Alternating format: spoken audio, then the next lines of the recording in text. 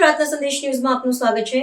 આંગણવાડી વર્કરોનો કડક નિર્ણય, પ્રશ્નનો ઉકેલ નહીં આવે ત્યાં સુધી ઓનલાઈન કામગીરી બંધ। રાજ્યભરમાં આંગણવાડી વર્કરોમાં સરકારની નીતિઓ સામે ભારે સંતોષ જોવા મળી રહ્યો છે। આંગણવાડી વર્કરોએ સીડીપીઓ સાહેબને લેખિત રજૂઆત કરીને ગંભીર મુદ્દા ઉઠાવ્યા છે।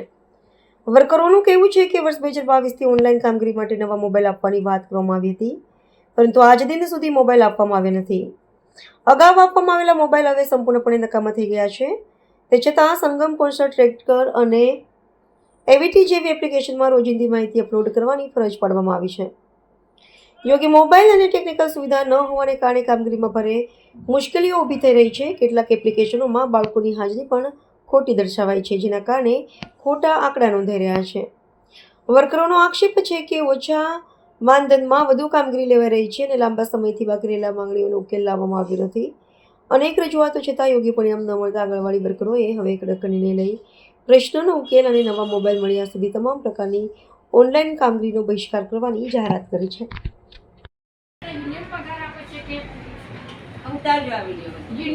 આપે છે એમને કે તમારે જે કઈ પ્રશ્ન હોય એ કે તમે અમને તો પછી અમે આજથી નિયમ લઈએ, અમે આણંદ જિલ્લામાં પણ નિયમ લઈ લઈએ, બરાબર? કારણ કે દરેક ઘટક કચેરીએ બેસી જઈએ, અમારે કોઈની સામે માંગવું નથી। જો તમે જ બધું કરી દેતા હોય તો અમે તમારી પાસે માંગણી અમારા પીઓ મેડમ આયેલા વિજિલેટર આ પીઓ મેડમ કહેતા હશે અમે ઘટક કચેરીએ બેસીશું, તમે પીઓ મેડમને મેસેજ પહોંચાડી દેજો કે આ બહેનો અહીંયા મોબાઈલ લેવા માટે બેઠા છે અને વેતન વધારો માંગે છે, જે વધારાનું કામ કરે છે, તમે બધા અપાવી દો। અમે કોઈની પાસે નહીં માંગીએ, અમે સરકારશ્રી પાસે નહીં માંગીએ ને, કારણ કે કામ તો તમે રહો છો। તમે 500 રૂપિયા ઇન્સેન્ટિવ તો ચૂકવે છે, પછી એનો શું પ્રશ્ન છે કે તો ઇન્સેન્ટિવ એટલું મહત્વનું છે, એનું સાધન તો જોઈએ ને। આજે ઓફિસમાં તમે અહીંયા બધા કોમ્પ્યુટર લઈને બેઠા છો, સરકારે આપેલા છે, તમારા મોબાઈલથી થોડું કામ કરો છો। તો સરકારને કામ જોઈતું હોય, તમારે કામ જોઈતું, અમને નવા મોબાઈલની વ્યવસ્થા કરી દો। અમે કામ કરવાની ના જ નથી પાડતા, અમે અમારા જ મોબાઈલથી, બરોબર? પણ આ કોમ્પ્યુટર આપ્યા છે ને તમને, જેને આપ્યા હોય કામ કરવા માટે સરકારી કચેરીઓમાં વ્યવસ્થા હોય છે, તો અમારે પણ કેન્દ્રની અંદર વ્યવસ્થા હોવી જોઈએ। સારા નેટવર્ક હોવા જોઈએ। નેટ ના આવતું હોય, કામ ના થતું હોય તોય બહેનોને નોટિસ આપવાની। એવીટીને તમે પોષણ સાથે જોડો છો, એ સાવ ખોટી બાબત છે। અને હું મીડિયાના માધ્યમ દ્વારા આ જે મહિલા મંત્રી છે ને મનીષાબેન વકીલ, એમને પણ કહેવા માંગુ છું કે સ્ત્રી થઈને સ્ત્રીના શોષણ કરવાનું બંધ કરો। તમે જો ખરેખર કુપોષણ નાબૂદ કરવા માંગતા હોય ને તો વધારાની એપ્લિકેશનો બંધ કરાવો અને સચિવશ્રીને કમિશનરશ્રીને કહો કે પહેલા એમની એપ્લિકેશનો સુધારે અને પછી લાગુ કરવામાં આવે। અને જો તમે એવીટીથી બાળકોની હાજરી માંગો છો, બાળકોના નાસ્તાને એની સાથે જોડો છો, તો આટલા મહિના તમારા સરકારશ્રીના પરિપત્ર છે કે અગાઉ મસાલા બિલ આપવા જોઈએ, તો કેમ આપવામાં નથી આવતા?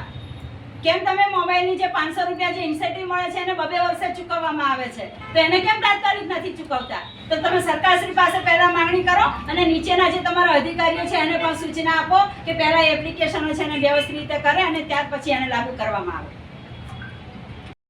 મારે જાણવું જોઈએ ને, મેસેજ એવા નથી, એ ધમકી નથી, મને જાણ માટે તમે બધા તાલુકામાં એક હતા તો બોરસદમાં 3 ઘટક છે, બોરસદમાં એવીટી ભરાય છે, તો બધામાં થશે, બધામાં થશે, ઓસરમાં નહીં થશે।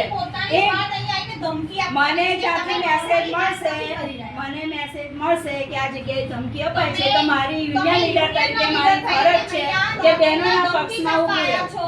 તમારી નોર્મલી વાત નથી, તમે નોર્મલી ધમકી માટે નથી આવી, તમે બહેનોને ધમકી આપી છે એટલા માટે મારે આવવું પડે છે। તમે બહેનોને કંઈ કીધું જ ના હોય તો મારે આટલાથી અહીંયા સુધી ના આવવું પડે, બરોબર છે કે અમે તો આ તો ધમકીથી ના લેવાય ને બેન, નાના કર્મચારી છે, અમારા જોબના તમે 10,000 ના પગારદાર જોડે તમે આટલી બધી ધમકી આપીને વાતાવરણ ઊભું કરો તો બહેનો ડરે કે ના ડરે? ધમકીની વાત જ નથી આમાં, તમે ધમકી સ્વરૂપે અહીંયા આવ્યા છો, તો પછી મારે ખુલ્લે ખુલ્લું આપવું પડશે કે કોને ધમકી આપેલી છે, બરોબર? અમે તો અમારા તમે ના માનવા તૈયાર, મને એમને માવાનો શોખ જ નથી। અને તમને હું ગુજરાત આંગણવાડી કર્મચારી સંગઠન મહામંત્રી કૈલાસબેન રોહિત। આજે ખંભાતની અંદર અમે જે ઓનલાઈન કામગીરી અમારા યુનિયન તરફથી દરેક ઘટકની અંદર સીડીપીએસસીને અમે નોટિસ આપી છે અગાઉથી કે અમે સરકારશ્રી દ્વારા જ્યાં સુધી અમને નવા મોબાઈલ આપવામાં નહીં આવે અને અમારી માંગણી નહીં પૂરી કરવામાં આવે ત્યાં સુધી અમે ઓનલાઈન કામગીરી કરવાના નથી, એનો બહિષ્કાર કરીએ છીએ. અને સાથે સાથે બાળકોના પોષણને ધ્યાનમાં રાખી અને બાળકોનો અમે પૂરક આહાર ચાલુ રાખ્યો છે, આંગણવાડી કેન્દ્ર ચાલુ રાખ્યા છે, રજિસ્ટરની દરરોજની અમે કામગીરી પોતાની ફરજ બજાવીએ છીએ. તેમ છતાં આજે ખંભાતની અંદર અધિકારીઓ, સ્થાનિક અધિકારીઓ દ્વારા આ બહેનો જે એપ્લિકેશનમાં કામ નથી કરતી એમના વતી અધિકારીઓ જાતે એવીટીની કામગીરી કરી અને એના રિપોર્ટ ખોટા ગ્રુપમાં મૂકી અને બહેનોને અંદરો અંદર લડાઈ રહ્યા છે. અને આ બહેનોના જે આંદોલન ચાલે છે ઓનલાઈન કામગીરીના બહિષ્કારનું, એને નબળું પાડવાના પ્રયાસ કરી રહ્યા છે. અને ફોન ઉપર અને મેસેજમાં ચોખ્ખી ધમકી આપવામાં આવે છે કે તમે હાજરી પૂરો, એવીટી કરો, નહીં તો તમારું વેતન કપાત કરવામાં આવશે, તમારું મસાલા બિલ આપવામાં નહીં આવે, તમારું રાશન આપવામાં નહીં આવે.